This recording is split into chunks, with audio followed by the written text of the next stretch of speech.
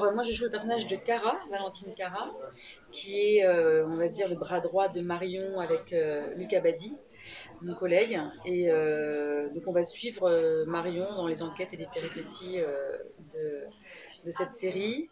Et donc, Cara, voilà, c'est quelqu'un qui est un peu badass, qui aime bien dépasser un peu les limites, qui n'est pas conventionnel, qui est très libre, aussi bien dans sa vie personnelle qu'au travail, et qui va beaucoup, qui est en admiration devant Marion, au fur et à mesure surtout, parce que voilà, je pense qu'elles sont très proches dans leur caractère. Moi, je m'appelle Lucas Badi, je travaille à la Brigade Ferroviaire, donc c'est une série qui se passe au sein de la Brigade Ferroviaire depuis 2 ans, et arrive à la tête de cette brigade Marion, qui est jouée par Louise Monod, et qui arrive de Lyon avec sa fille, et nous on la connaît de réputation, on sait que c'est quelqu'un qui respecte pas vraiment les règles, et qui marche à l'instinct, et qui est une fonceuse. Et moi j'ai un personnage de flic qui est plutôt très cadré, qui ne passe pas du cadre justement, mais qui va suivre cette femme et qui va se laisser porter par cette volonté, ce professionnalisme auquel il n'est pas vraiment habitué. Mais donc du coup, on va suivre un peu la dérive psychologique de ces trois personnages au fur et à mesure des enquêtes qui vont se dérouler. Et donc c'est une série qui est assez dans un univers plutôt sombre, qui est plutôt dynamique, où on suit vraiment les personnages. Il y a des enquêtes, mais il y a surtout ces personnages au sein de ces enquêtes et qui vont tout faire pour les élucider. Et une série qui est aussi tournée vraiment sur l'humain, parce qu'on est vraiment une équipe très solide, assez solidaire, et voilà, on aime travailler ensemble, même s'il y a plein de petites interactions, pas tout le temps positives, qui peuvent arriver. D'où mon personnage qui a été introduit. Merci. Je t'en prie. La crime, donc je travaille, je suis commandante à la crime, Nathalie Duval. Et donc c'est un peu, ils se prennent bien sûr pour les plus forts. C'est beaucoup plus cadré qu'eux. Eux sont en effet plus libres et marchent à l'instinct, comme vous disiez. Et du coup, nous en face, on a un peu tendance à toujours vouloir récupérer les choses en se disant que de toute façon, notre manière, ce sera la meilleure et la définitive. Mais je trouve quand même que le personnage de Nathalie essaye, elle, de laisser quand même un peu la place, notamment à Cara ou le bénéfice du doute à Marion. Elle est un peu moins rigide et intransigeante que ses supérieurs. Je pense qu'elle a une sensibilité qui lui permet ça. Après, elle reste dans le cadre et dans cette forme d'autorité. Et voilà, mais c'est assez intéressant de voir ces deux camps qui travaillent ensemble, mais qui sont à la fois très opposés, quoi. Mm. Moi, oui. Oui, moi j'ai lu en filigrane pendant le tournage, pas en amont. Moi, j'ai surtout échangé avec Daniel, qui était là pendant toute la préparation. Donc, on a beaucoup parlé de ses histoires et de ses livres. Il faut savoir aussi qu'un livre, souvent, les adaptations, on dit adapter, c'est trahir, parce que les adaptations, ce mot n'existe pas.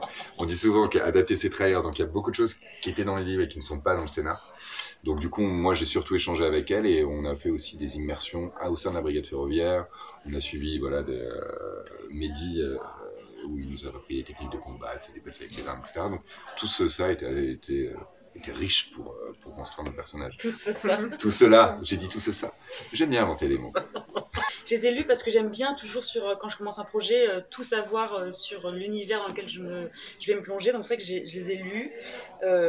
Donc comme on le sait, elle a écrit 15 livres, Daniel, et là donc j'ai lu 3 livres dont sont adaptés ces 6 épisodes. Donc chaque enquête dure 2 épisodes.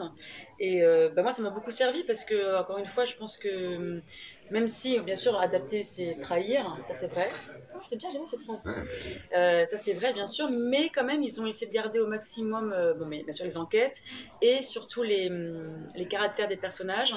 Et ce qui est chouette dans les livres, c'est que comme il y a beaucoup plus de dialogue, c'est beaucoup plus dense, du coup, on peut vraiment être immergé avec la personnalité, en l'occurrence pour moi, de mon personnage, mais aussi de tout le monde, de Marion et de vous deux. Et il y a des dialogues dedans qui sont assez jouissifs, qu'on n'a pas pu mettre dans la série, mais ça m'a beaucoup inspiré pour vraiment comprendre ce que Daniel ce que Daniel a écrit et ce qu'elle voulait que ses personnages soient.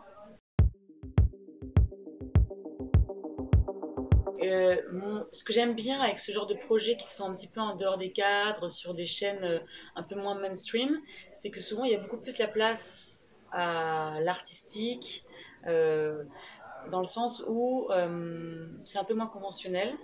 Et, et donc, je sais que Jacques Kugler, le réalisateur, ce qu'il nous avait dit au début, c'est qu'il voulait vraiment se plonger dans cet univers assez sombre, nous filmer caméra à l'épaule, pas forcément de façon scolaire. En tout cas, ils essayent de faire une proposition avec une liberté. Ils avaient une référence qui était Seven à la base, donc pour le côté un peu sombre et, de l'histoire, on a beaucoup de scènes, on a des scènes sous la pluie, on a des scènes voilà, en lumière plutôt tamisée, etc. Et des scènes de souterrain.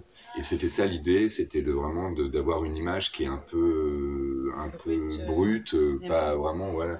Et très chiadé quand même, quoi. Ouais, et d'amener ce côté un peu son de la série par ça et par ce qu'on disait tout à l'heure, la psychologie de ces personnages où on les voit un peu se perdre au fur et à mesure des enquêtes. Et c'est ça qui était plaisant, c'est qu'on parlait au-delà de l'enquête, on parlait surtout de nous.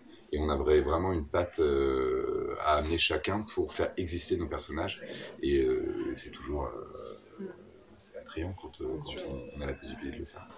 Oui, puis moi, ça rejoint ce que tu dis. Hein, cette liberté, c'est un peu comme le format court-métrage. Parfois, la liberté on peut trouver, quelque chose d'assez spontané. On sait que Jacques a vraiment voulu mettre son influence et ses influences, et ça se ressent. Et à la fois, il s'est aussi bien basé sur nos personnalités, le texte évidemment aussi de Daniel. Et du coup, c'était un projet qui lui tenait à cœur, et je trouve que ça se sent beaucoup. Et parfois, quand on a une économie comme ça sur un projet qui est moindre, et ben curieusement ça crée des étincelles quoi, et je trouve que ça peut faire illusion en l'occurrence. On avait vraiment cette liberté de partir de nous et d'imposer notre personnalité. On part de nous en général, mais là on avait vraiment quelque chose où il nous a laissé vraiment faire. Il avait des idées préconçues de ces personnages, et en nous rencontrant, il y a des choses qui ont changé, des dialogues qui ont changé, et ça c'était cool parce qu'on avait vraiment cet espace de liberté pour créer.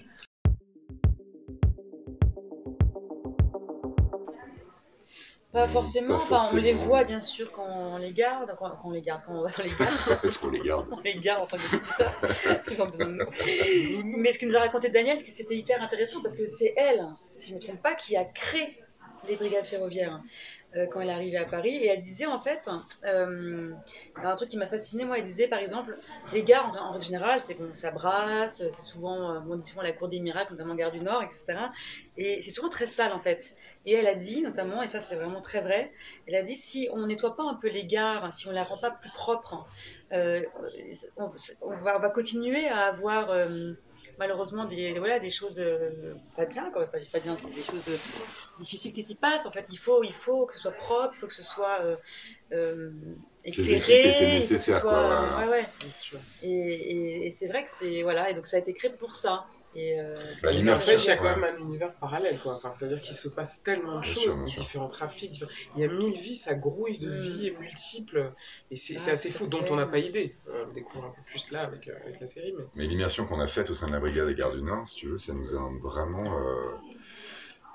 c'était assez fou parce qu'il y a les équipes sur le terrain, et après les équipes voilà, qui avaient nos postes, où c'est des gens lambda comme nous, voilà, il y a vraiment, et ce qui était agréable, c'est de voir ces gens-là que, ok, je me doutais pas que lui faisait partie de la brigade ferroviaire, ou elle faisait partie de la brigade ferroviaire.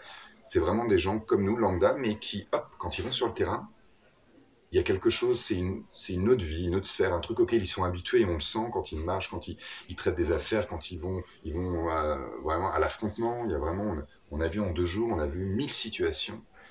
Et il y a quelque chose, voilà, où c'est un métier, c'est leur métier, et c'est vraiment, comment dire, tout le monde ne peut pas le faire. Il y a vraiment quelque chose où il y a une résistance aussi à l'autre, le fait de ne pas être perturbé par, que ce soit des violences verbales ou physiques, etc.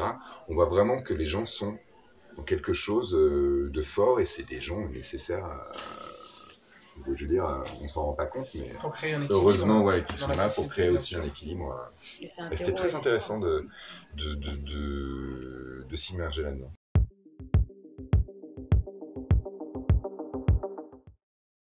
C'était très compliqué d'avoir des autorisations en France, pour plein de raisons.